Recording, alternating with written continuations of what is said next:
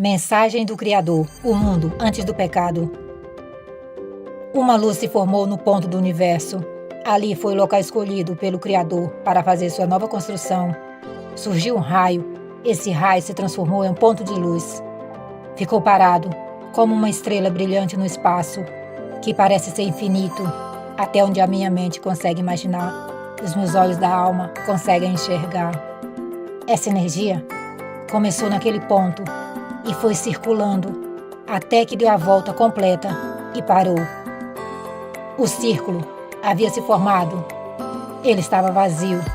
Esse círculo era o planeta Terra, que havia acabado de ser criado. Essa luz, essa energia, começou a se mover novamente. A partir desse momento, aquele círculo ficou cheio de água. Aquela água representa as profundezas do amor de Deus pela sua criação. A energia continuou. Ela secou pontos daquele planeta, onde antes era só água, agora apareceu terra seca.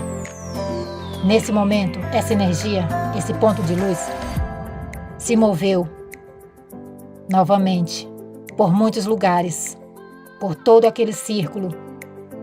E cada lugar que passava ia criando coisas. Colocou vida naquela água, onde você conhece como mar.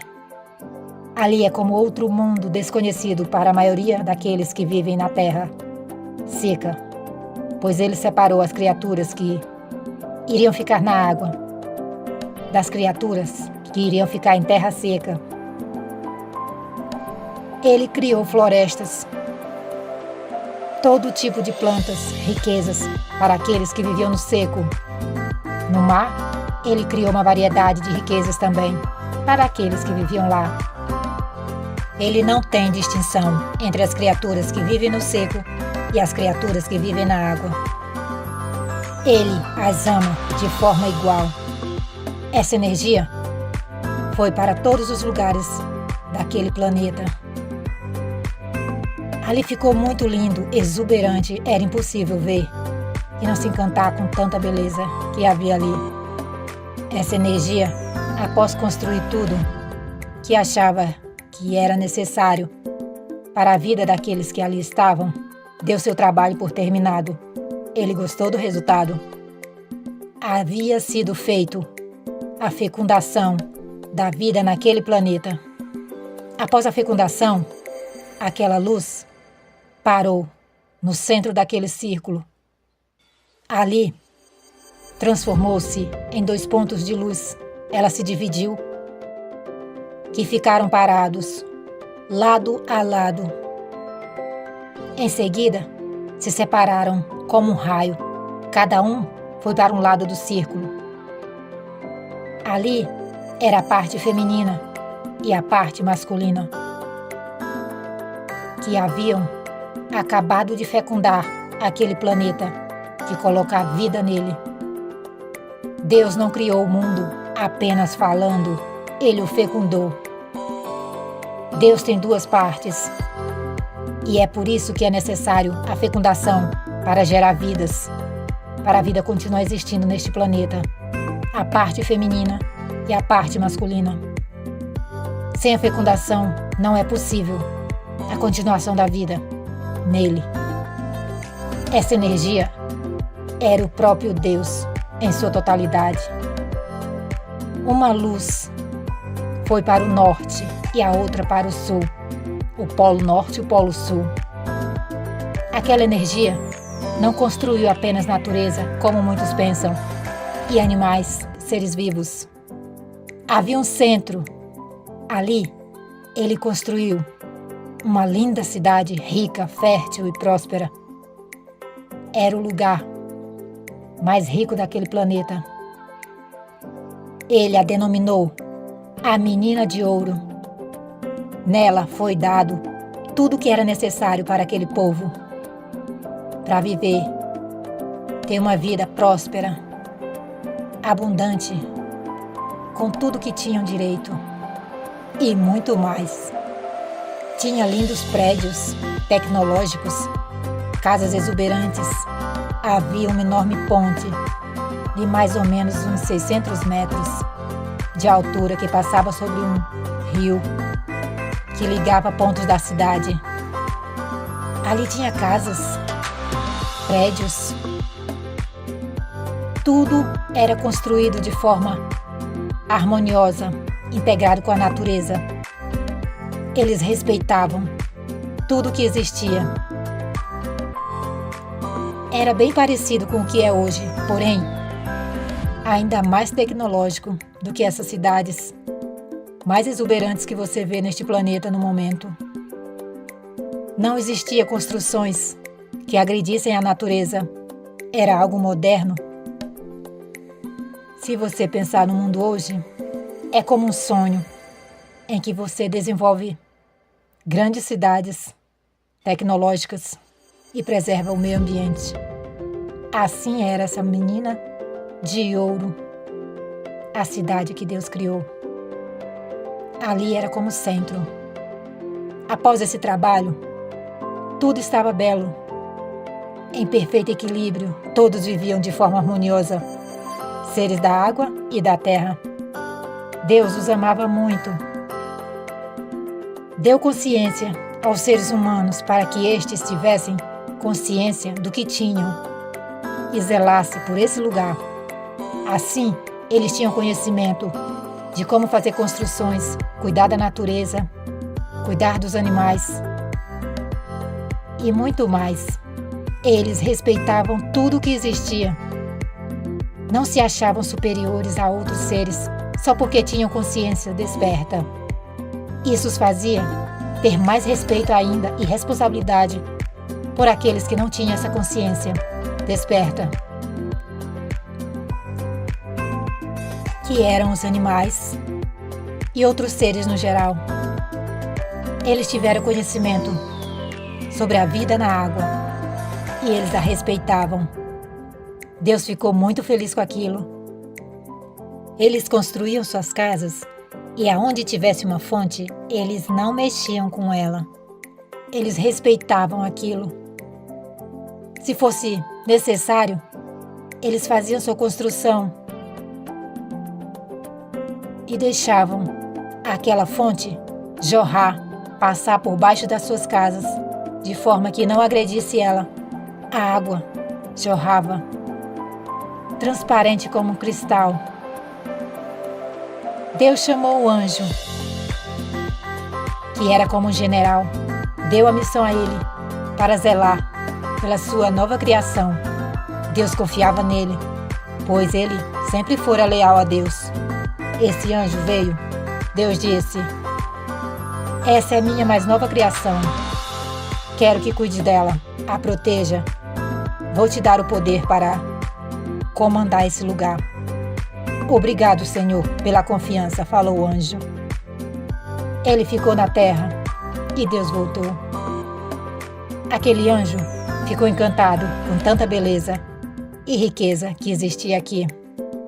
Ele começou a andar por muitos lugares e fixou residência naquela cidade mais próspera que existia, denominada por Deus a Menina de Ouro.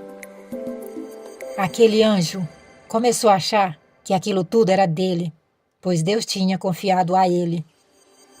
É como aquela pessoa que tem uma propriedade e entrega nas mãos de outra pessoa, porque confia nela.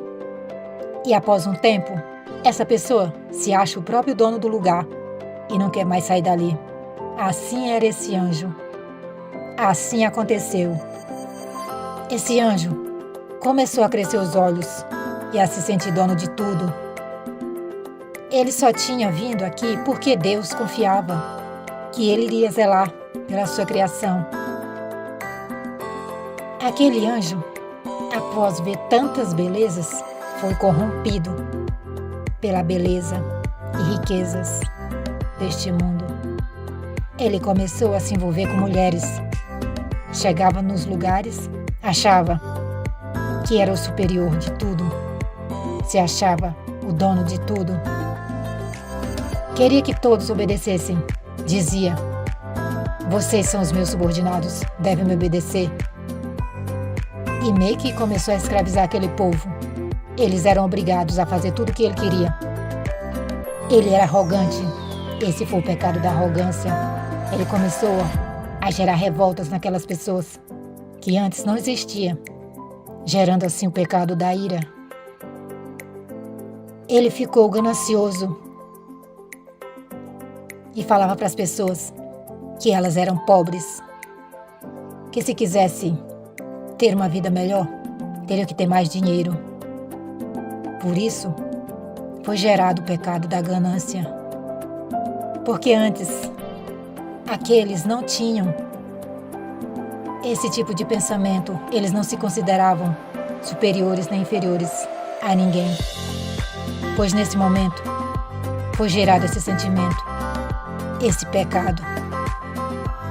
Eles passaram a querer sempre mais para se considerar superiores. Eles começavam a olhar uns para os outros de forma diferente. Começaram a se achar melhor do que o outro, criando assim o pecado da soberba.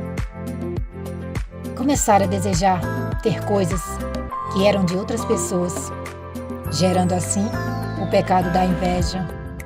Aquele anjo chegava nos locais e comia tudo o que queria, mesmo sem fome. As pessoas começaram a imitá-lo, gerando assim o pecado da gula. Antes as pessoas comiam só para se satisfazer, agora não mais. Vendo o anjo, que a cada momento estava com uma mulher diferente, deu a ideia que as pessoas podiam se relacionar com quem quisessem, só pelo prazer, gerando assim o pecado da luxúria. Antes as pessoas se relacionavam só por amor. Agora elas buscavam saciar seus desejos dos corpos, sem se importar com os sentimentos. Ele queria cada vez mais dinheiro, mais poder. Ele guardava o que tinha e queria pegar daqueles outros para ter mais. E deu a ideia àquelas pessoas que o dinheiro deveria ficar no bolso delas. E o que elas pudessem era para pegar do bolso do outro, para aumentar aquilo que já tinham, para aumentar aquela riqueza, gerando assim o pecado da avareza. Ele mentia para as pessoas acreditarem nele, prometendo coisas que não tinha a intenção de cumprir, gerando o pecado da mentira. As pessoas começaram a enganar as outras para conseguir ter mais, conseguir coisas delas através da mentira. Ele começou a falar que o mundo era lindo e que elas deveriam aproveitar logo tudo o que pudesse enquanto estavam vivas, pois logo iriam morrer e não teria aproveitado o lugar. As pessoas passaram a olhar para o mundo e esquecer de se conectar com elas mesmas, pois antes se conectavam com Deus. Sempre se enxergavam para ter maior compreensão do mundo aqui fora. E como ter uma vida mais feliz, harmoniosa. Elas se conectavam com Deus para ter essa harmonia. As pessoas começaram a olhar para o mundo aqui fora, desejar coisas, querer cada vez mais. Elas começaram a trabalhar desesperadamente para conseguir ganhar mais, sempre mais. Isso gerou o pecado da preguiça. Preguiça não é você ter preguiça de trabalhar aqui, ir para o seu trabalho, levantar cedo. O pecado da preguiça é você não olhar para si mesmo, não buscar se melhorar, se construir, se conectar ao seu Criador. Foi isso que aconteceu. Elas tinham preguiça de olhar para si e buscar o seu Criador. E com isso, foram perdendo essa forte conexão que existia antes. O pecado do impulso. Elas se deixavam levar pelos seus desejos, não tinham controle dos seus desejos. Tanto de forma violenta, agredindo muitas vezes uma pessoa até a morte, quanto pegando uma pessoa e praticando um ato sexual sem o consentimento dela. Aquele anjo fazia tudo isso e aquelas pessoas viam aquilo. Isso deu ideias a elas. Elas não sabiam que isso existia antes daquele anjo aparecer e mostrar-lhe tudo isso. O pecado da violência é um ato explícito em que alguém ataca de forma repentina ou planeja fazer maldades de forma sorrateira. O pecado da violência é querer destruir o outro. Por último, veio o pecado da ingratidão. Antes as pessoas eram felizes e gratas com a vida que tinham e com quem elas eram. Após o pecado da ingratidão, gerou a insatisfação. As pessoas começaram a reclamar de tudo. A vida delas, elas nunca estavam satisfeitas com aquilo que tinham. Sempre queriam mais e mais. Quando conseguiam algo, desejavam outra coisa. Começaram a querer coisas atrás de coisas. Deus não gostou daquilo.